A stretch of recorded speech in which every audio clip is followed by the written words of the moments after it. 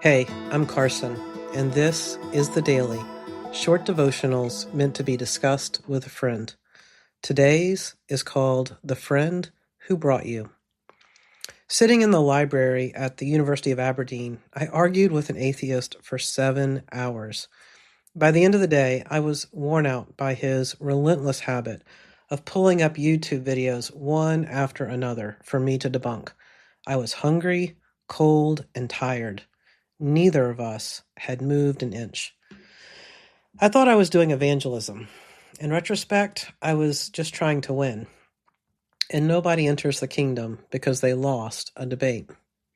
John 1:35 through 51 in the CSB.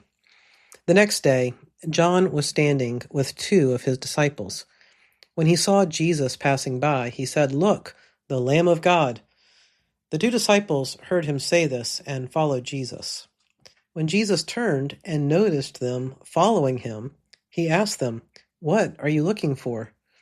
They said to him, "Rabbi," which means teacher, "where are you staying?" "Come and you'll see," he replied. So they went and saw where he was staying, and they stayed with him that day. It was about 4 p.m.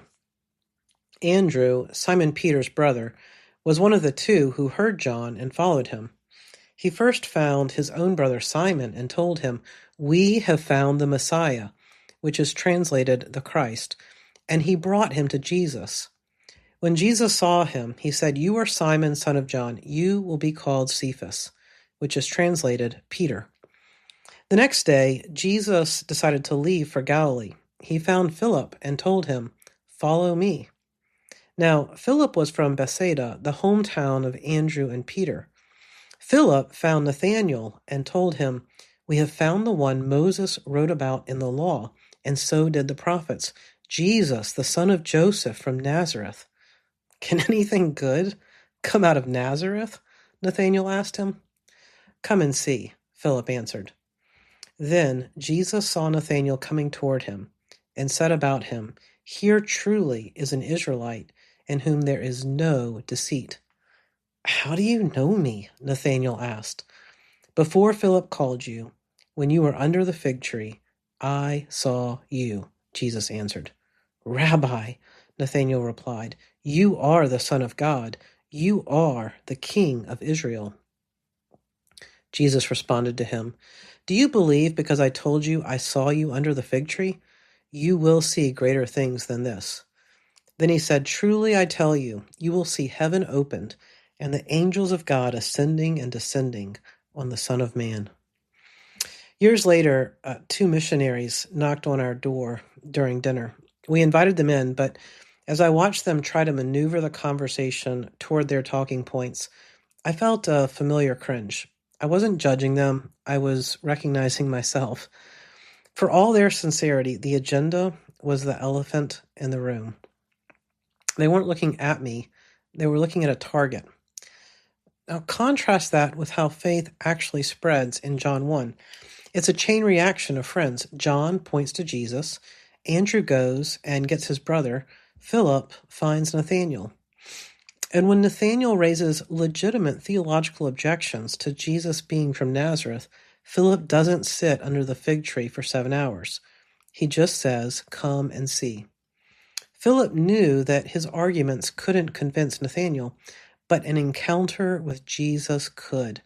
He didn't try to close the deal. He just made the introduction.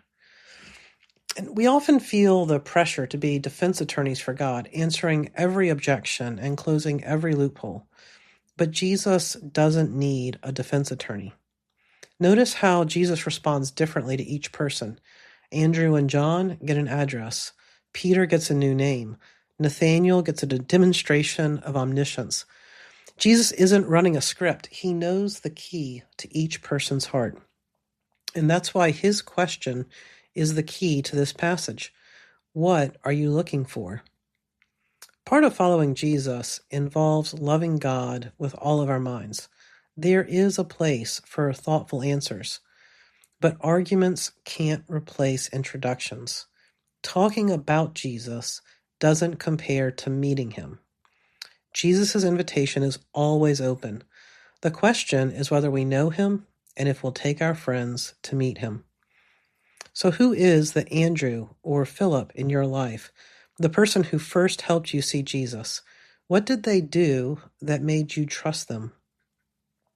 Nathanael had a theological objection. Nazareth, really? And Philip ignored it to focus on the relationship. Come and see. Why is that so hard for us to do? Think of the last time you tried to share your faith. Did it feel more like a lawyer making a case or a friend making an introduction? Think of one person who's been curious about your faith. Instead of explaining or defending, just invite them to do something with you. Dinner, a service, coffee with a friend they'd click with. Text them today. Want to come with me to, and fill in the blank. Well, this devotional was designed for you and a friend to connect with God. If you want to take the next step, go to jesusapp.us. You can sign up for a free account, get the daily emailed to you every morning, and invite a friend to discuss these studies and courses together. Thanks for listening.